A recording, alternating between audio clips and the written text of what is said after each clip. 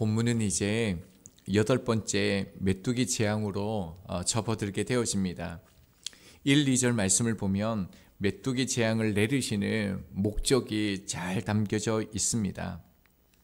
하나님께서는 우박 재앙 이후에 모세를 다시 바로에게 보내십니다. 그리고 지금 일어나고 있는 일들에 대해서 그 목적을 말씀해 주셨습니다. 저희들은 우리의 삶에서 일어나는 일들을 우리가 해석할 수가 없습니다. 우리는 하나님의 도움을 구해야 하고 하나님이 해석해 주시는 것을 바라야 합니다. 이 땅 가운데 그 재앙이 있는 목적이 무엇입니까? 바로의 교만한 마음, 그리고 그 신하들의 완강한 마음을 그대로 내버려 두심으로 말미암아 그들을 사용하셔서 하나님이 여호와인 줄 알게 하기 위함이라는 것을 말씀하고 있습니다. 그것을 지금 8번째까지 하나님께서 계속적으로 말씀하고 계시는데요. 오늘 또 하나 이 재앙의 목적을 말씀하고 있습니다. 그것이 무엇입니까? 여호와 하나님을 자손들에게 전하기 위함이다라고 말씀하고 있습니다. 2절 말씀을 보면요. 표징을 내 아들과 내 자손의 귀에 전하기 위함이라고 말씀하고 있습니다. 재앙의 숨은 뜻을 말씀하셨는데 처음으로 하나님께서 이 재앙을 통해서 자녀 교육에 대해서 신앙의 교육에 대해서 말씀하셨습니다. 이것은요, 이스라엘 백성들이 지금 출애굽하는 이 과정들을 통해서 하나님을 알게 됩니다. 하나님을 경험하게 되어집니다. 그리고 하나님께서 어떠한 분이신지 분명한 인식을 가지게 되어집니다. 그러나 이 하나님을 경험하고 하나님을 인식하는 이것은요, 그들에게만 주어진 것이 아니다라는 것입니다. 이제 그들에게서 태어날 그들의 자손들에게 전해지는 것이 하나님의 목적임을 분명하게 나타내고 있습니다. 우리 자녀들이 마치 여호와 하나님을 경험한 것처럼, 그리고 여호와의 말씀에 순종할 수 있게 너희 부모 세대들이 잘 가르쳐야 된다는 것을 강조하고 있습니다. 이제 3절에서는 우리 부모들이 자녀들을 어떻게 가르쳐야 될지 구체적으로 무엇이 필요한가를 말씀하고 있습니다. 하나님은 다시 바로를 향하여 들어가라라고 이렇게 말씀합니다. 이 장면은요, 앞서 우리가 재앙들을 보면서 계속적으로 반복되었던 똑같은 말씀입니다. 그런데 오늘 이 본문이 바로에게 주는 마지막 경고가 되어집니다. 더 이상 이렇게 말씀하지 않으십니다. 그러면서 바로에게 요구하는 것이 있습니다. 무엇입니까?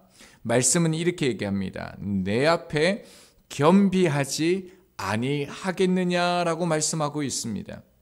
이것은 동일하게 우리 부모들에게 내 앞에 겸비하지 아니하겠느냐라고 말씀하시는 것입니다. 여러분, 바로에게 겸비함이 있을 수가 있겠습니까? 여기서 겸비함의 뜻이요, 괴로움, 괴롭히다라는 뜻이 있습니다. 즉, 말씀을 해석하면요, 말씀을 순종할 때 겪는 고난, 괴로움이 있는데 그것을 바로는 거부했다라는 겁니다. 바로는 순종하지 않았다라는 겁니다. 바로에게는 하나님의 말씀에 순종하는 것이요, 괴로움입니다. 수고입니다. 왜냐하면 히브리인들을 보낸다는 것은 어떤 의미입니까? 노동력이고 노예이고 재산이고 힘이기 때문에 이 말씀을 이스라엘 백성들을 포기할 수 없는 것입니다. 그래서 바로는 하나님께서 이스라엘 백성들을 보내라라고 말씀하셨지만 말씀에 순종하는 것을 거절한 것입니다. 저희가 그리스도인이 되려면요, 초대교회 같은 교회가 되려면 말씀을 순종할 때 괴로움과 고난이 반드시 따르게 되는데요, 이 고난, 그 괴로움을 거절하지 않는 자세를 우리 부모들이 가져야 된다는 것입니다. 그래서 사도 베드로는 겸비함을 이렇게 말합니다. 베드로전서 4장 13절입니다. 오히려 너희가 그리스도의 고난에 참여하는 것으로 즐거워하라. 이는 그의 영광을 나타내실 때에 너희로 즐거워하고 기뻐하게 하려 함이라. 신앙생활이라는 것은요, 날마다 그리스도의 고난에 그 말씀에 기쁨으로 동참하는 것입니다. 주님께서 우리에게 이러한 삶을 요구하십니다. 왜냐하면 주님이 재림하실 때가 될 때 진정으로 즐거워하고 기뻐할 수 있기 때문입니다. 정말로 말씀대로 살면 반드시 고난이 있다는 사실을 우리가 잊지 말았으면 좋겠습니다. 자, 4절 말씀을 보면요, 하나님의 말씀을 거부하고 여전히 겸비하지 않으면, 순종하지 않으면 너희들에게 메뚜기 재앙을 내릴 것을 말씀합니다. 메뚜기가 재앙이 될 수 있는 것은요, 수십억 마리가 목초지를 황폐해버리게 만든다라고 얘기합니다.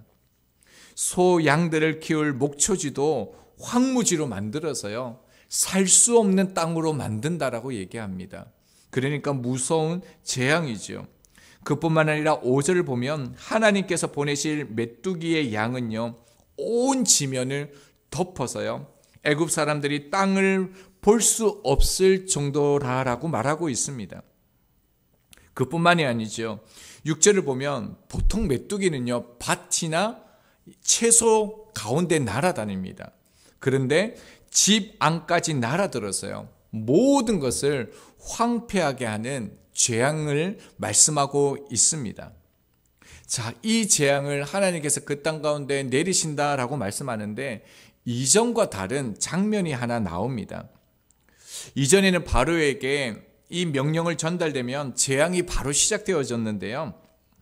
재앙이 시작되어지기 전에 바로의 신하들의 반응이 오늘 본문에서 나타납니다. 또다시 이 재앙이, 하나님의 말씀이 예고되었는데 왕에게 아무 변화가 없자요, 바로의 신하들이 목숨을 걸고 바로 앞에 나갑니다. 그래서 7절을 보면 세 가지를 목숨을 걸고 얘기하는데, 첫 번째가요, 어느 때까지 이 사람이 우리의 함정이 되게 할 것인가 라고 말합니다. 자신들을 구덩이에 빠져 멸망하게 하는 이 덫을 치우자라는 것입니다. 그뿐만 아니라 그 신하들의 그 말에는요, 이스라엘 사람들을 보내어 하나님을 섬기게 하자, 말씀에 순종하자라고 말하고 있습니다. 그뿐만 아니죠. 왕은 아직도 애굽이 망한 줄을 알지 못하느냐라고 말하고 있습니다. 자, 이러자 바로가 신하들의 말을 듣고 모세를 다시 불렀습니다. 그러면서요, 8절을 보면 너희 하나님 여호와를 섬기러 갈 자가 누구냐라고 묻습니다. 여러분 좀 의아해하지 않습니까? 지금 7번째, 8번째 재앙까지 오면서 하나님께서 모세와 아론을 통해서 히브리 사람 전체를 보낼 것을요, 계속적으로 재앙이 있을 때마다 분명히 말씀하셨습니다. 그런데도요, 바로는 다시 질문합니다. 이 질문을 통해서 우리가 무엇을 알 수 있습니까? 바로는 하나님의 말씀을 들었지만 주의 깊게 듣지 않았다라는 것입니다. 결국 말씀을 들었지만 말씀을 무시하고 있었습니다. 또 하나는요, 말씀을 들었지만 말씀에 온전히 순종하는 것이 아니라 타협하고 있다라는 것을 볼 수가 있습니다. 모세가 뭐라고 얘기합니까? 9절을요, 한마디로 얘기하면 전부 다 데리고 가겠다는 겁니다. 예외 없이 데리고 가겠다라고 말합니다. 당시 종교적인 순례는요, 남자 장정들에게만 허락되어진 것입니다. 그런데 모두를 데리고 간다라고 말하는 것은요, 이 바로에게 이 모세의 요구는 절대로 받아들일 수 없는 요구였습니다. 그래서 10절에 말하는 이 번역을 보면요, 말이 조금 어려운데 한마디로 뭐라고 얘기하냐면 누구 좋으라고, 내가 그렇게 도와주겠느냐, 절대로 그렇게 할 수 없다라고 말하는 것입니다. 그러면서 11절은요, 바로는 장정만 가서 여호와를 섬기라라고 말하고 모세를 쫓아냅니다. 자, 그러면서 12절부터 이제 15절은요, 메뚜기 재앙이 시작되어집니다. 여기에서 우리가 유념해서 보아야 될 단어는요, 13절을 보면 동풍이란 단어가 나옵니다. 여호와의 심판의 그 행하심을 상징하는 동풍인데요. 후에 애국 군대가 홍해에 수장되는 장면이 있죠. 이렇게 말씀합니다. 출애굽기 14장 21절입니다. 모세가 바다 위로 손을 내밀매 여호와께서 큰 동풍이 밤새도록 바닷물을 물러가게 하시니 물이 갈라져 바다가 마른 땅이 된지라. 홍해를 가른 바람이 무엇라고요? 동풍이라는 겁니다. 그러니까 마지막 그들에게 멸망을 예고하고 계시는 것입니다. 메뚜기가 온 땅을 덮어 지금 땅이 어둡게 되었습니다. 이 의미도요, 그만큼 메뚜기가 많았다라는 의미도 있지만 이제 8번째를 지나 9번째 재앙이 뭡니까? 흑암의 재앙입니다. 이제 애굽의 온 땅이 어둠 속에 빠져들 것을 예고하신 것입니다. 메뚜기 떼로 인하여 애굽 전역에요, 푸른 것이 남지 않았다라고 말합니다. 먹을 것이 없는 것입니다. 자, 이 지경이 되니까요, 이제 의지할 게 없습니다. 그러니까 16절, 17절을 보면 바로는 모세와 아론을 급히 불러서 죄를 지었음을 인정하고 용서하고 죽음에서 구해 달라라고 얘기합니다. 그리고 18절에서 20절은 뭡니까? 모세는 역시 바로가 거짓말한 것을 알지만요, 여전히 이 상황 속에서 자신이 속을 것을 알지만 다시 기도해서 메뚜기를 몰아냅니다. 우리가 8번째 재앙을 보았는데 말씀을 적용하겠습니다. 여러분, 이 재앙들을 보면서 바로가 참 많은 은혜를 받은 것을 여러분 보셨습니까? 제가 볼 때 바로는요, 하나님의 말씀, 그뿐만 아니라 그 말씀대로 이루어지는 일, 그뿐만 아니라 그 상황 속에서 하나님께서 회복해 주시는, 함께 하시는 참 많은 은혜를 받았습니다. 그러나 그는 그 은혜를 번번이 잊었습니다. 바로의 모습이 참 어리석어 보이지만 이 모습이 저의 모습이고요, 또한 신앙생활하는 저희들의 모습이기도 합니다. 문제가 닥치면요, 온 힘을 다해서 기도합니다. 그런데 문제가 사라지고 나면요, 좀 작게 슬슬 이렇게 기도하는 것 같습니다. 이러한 신앙의 패턴이 반복되어집니다. 왜 그럴까요? 7절을 보면요, 바로의 신하들이 모세와 아론을 자신들의 함정이라고 말하고 있습니다. 함정이란 단어는 올무라는 단어입니다. 자, 모세와 아론이 말씀을 가지고 왔습니다.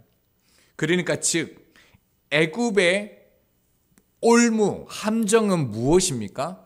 말씀이라는 겁니다. 하나님의 말씀이 어떻게 올무가 되어질 수 있습니까? 네, 되어질 수 있습니다.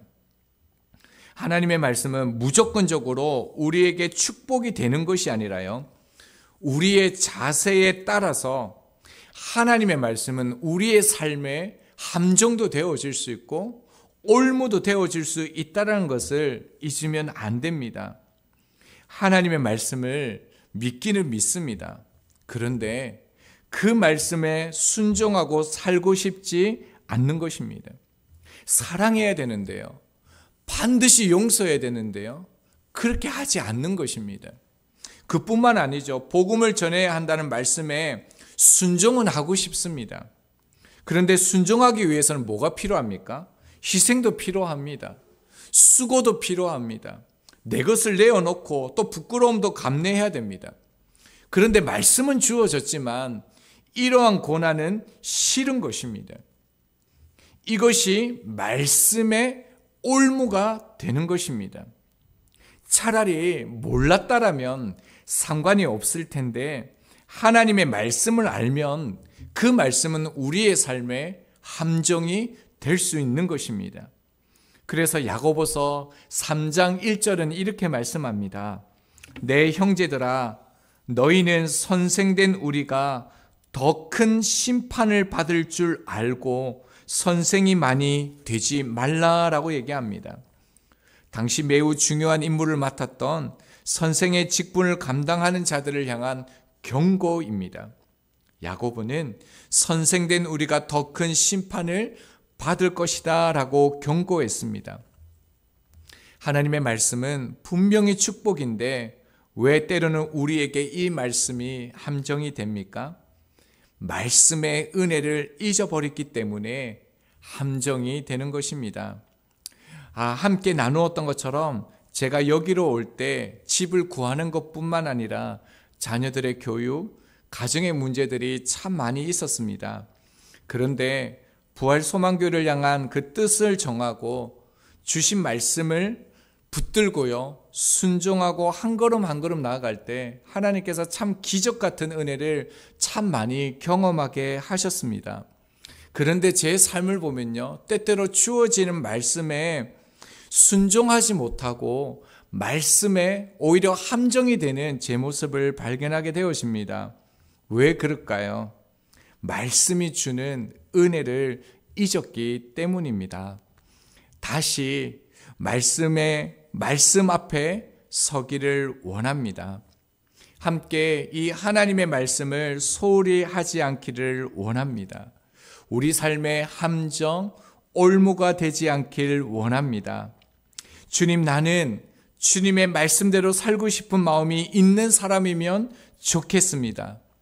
말씀을 지키다가 받는 이 고난, 괴로움, 하나님 기꺼이 감당할 수 있게 도와주십시오.